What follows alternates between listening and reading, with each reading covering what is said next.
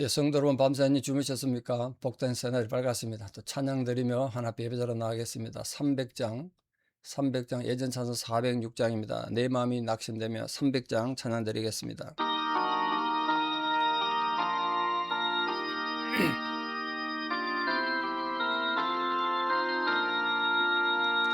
내 마음이 낙심되며 근심에 눌릴 때 주께서 내게 오사 위로해 주시네. 가는 길 캄캄하고 괴로움 많으나 주께서 함께하며 내 짐을 지시네.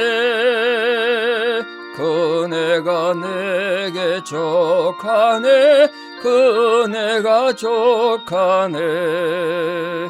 이 괴로운 세상 지날 때 그네가 족하네. 희망이 사라지고 친구 날 버릴 때 주 내게 속삭이며 새 희망 주시네. 싸움이 맹렬하여 두려워 떨 때에 승리의 왕이 되시 주 음성 들리네. 은혜가 내게 족하네. 그 은혜가 족하네. 이 괴로운 세상 지날 때 그 은혜가 족하네. 번민이 가득 차고 눈물이 흐를 때 주 나의 곁에 오사 위로해 주시네. 환난이 닥쳐와서 어려움 당할 때 주님의 능력이 원수를 이기네. 그네가 내게 족하네. 그네가 족하네. 이 괴로운 세상 지날 때 그네가 족하네. 아멘. 주기도문으로 우리 신앙을 고백드립니다. 하늘에 계신 우리 아버지, 아버지의 이름을 거룩하게 하시며 아버지의 나라가 오게 하시며 아버지의 뜻이 하늘에서와 같이 땅에서도 이루어지게 하소서. 오늘 우리에게 일용할 양식을 주시고 우리가 우리에게 잘못한 사람을 용서하여 준 것 같이 우리 죄를 용서하여 주시고 우리를 시험에 빠지지 않게 하시고 악에서 구하소서. 나라와 권능과 영광이 영원히 아버지 것입니다. 아멘. 2026년 7월 29일 수요일 새벽입니다. 하나님 주신 말씀 요한복음 16장 7절에서 12절입니다. 요한복음 16장 7절에서 12절 봉독에 올립니다. 그러나 내가 너희에게 실상을 말하노니 내가 떠나는 것이 너희에게 유익이라. 내가 떠나가지 아니하면 보혜사가 너희에게로 오시지 아니할 것이요 가면 내가 그를 너희에게로 보내리니 그가 와서 죄에 대하여 의에 대하여 심판에 대하여 세상을 책망하시리라. 죄에 대하여라 하면 그들이 나를 믿지 아니하며 의에 대하여라 하면 내가 아버지께로 가니 너희가 다시 나를 보지 못하며 심판에 대하여라 하면 이 세상 임금의 심판을 받았음이라.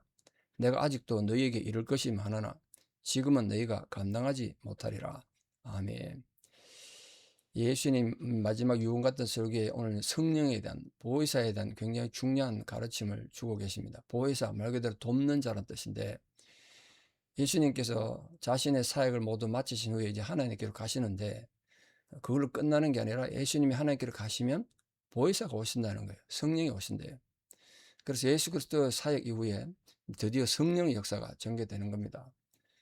그 성경과 하나님의 사역을 연결시켜서 이렇게 요약해 보자면, 구약 시대는 흔히 성부 하나님이 활동하시던 성부 하나님 시대, 그 신약 시대는 아무래도 주인공이 성자 예수님이니까 성자 그리스도의 사역의 시대고, 그리스도께서 성천하신 후에 뭐 사도행전부터 되겠습니다만 지금까지는 성령께서 활동하는 성령 시대, 뭐 이렇게 잠정적으로 구분할 수 있습니다. 물론 그 각 시기마다 성부, 성자, 성령이 독자적으로 활동했다는 뜻이 아니고 같이 일을 하시지만 주된 사역하신 분이 어떤 분이신가, 어떤 하나님인가에 따라서 구분하신다, 그러면 좋겠습니다. 구약의 성부 하나님 시대도 성자, 성령이 함께 역사하셨고요. 구약에도 가끔씩 성령이 나타나는 것도 보이거든요. 특히 중요한 것은 성령의 특징은 성부와 성자로부터 발생된다. 그러니까 성부와 성자와 긴밀한 관계가 있다 이거죠. 그 성령이 3대 사역을 지금 계속 얘기하고 계시는데, 성령은 세상에 대한 사역으로서 죄와 의와 심판에도 책망하시고, 또 두 번째로 제자들을 모든 진리 가운데 인도하시고, 내일 보겠습니다만 마지막 세 번째로 하나님과 그리스도의 영광을 나타내시는 분이 성령이시다. 그래서 오늘 성령께서 하시는 3대 사역을 또 말씀하시는데, 8절에 보시니까 죄에 대하여, 의에 대하여, 심판에 대하여 세상을 책망하신다 그랬습니다. 이 책망한다는 말이 죄를 깨닫게 한다는 뜻도 되고 폭로하다, 벌주다 이런 뜻도 있습니다.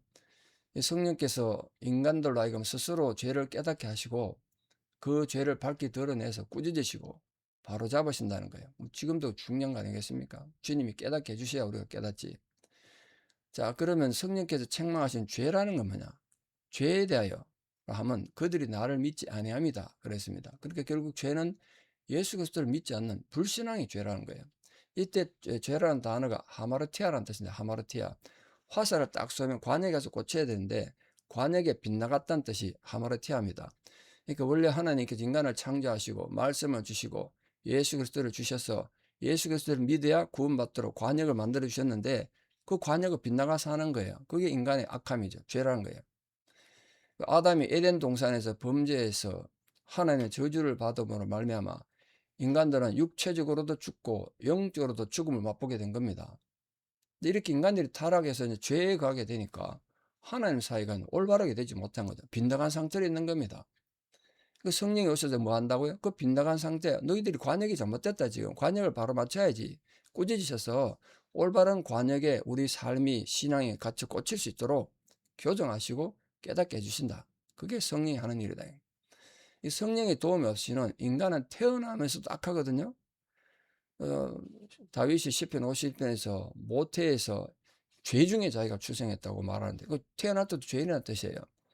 그러니까 인간은 스스로 힘으로는 도저히 올바른 길, 진리의 길을 찾지도 못하고 찾아도 걸어갈 수 없는 존재란 거예요. 그래서 칼빈은 말하기를 인간은 죄 가운데 태어나서 근본적으로 죄 이외에는 아무것도 할 수 없다. 그렇게 이 본문을 그렇게 해석했습니다. 죄에 대해서 책망하신다.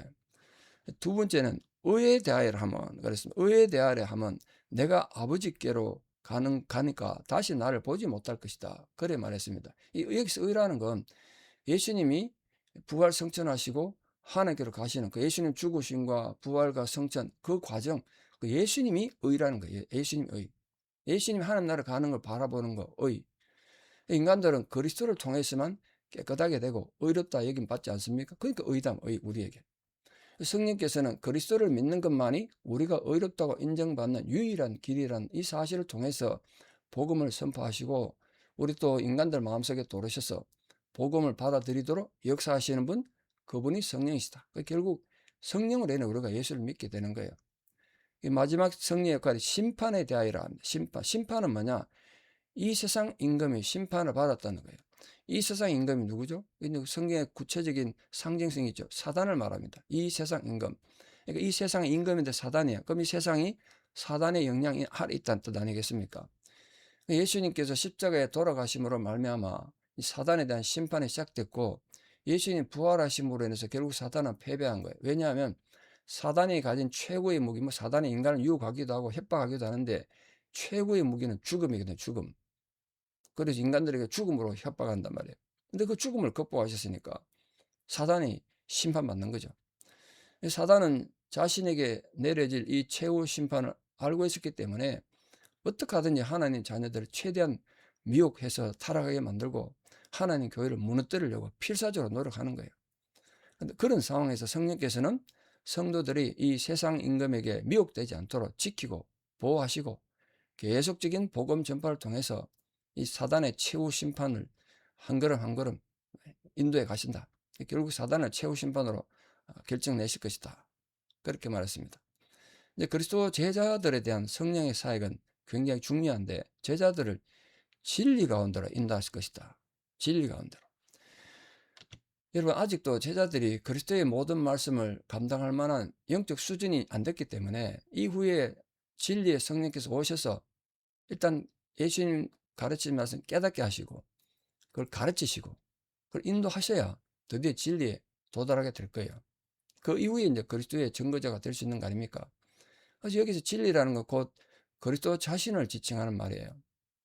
그래서 여기서 나타난 성령의 둘째 기능은 주께서 그들에게 주실 수 있는 모든 것을 완전히 이해할 수 있도록 인도하시는 분, 그분이 성령이시다.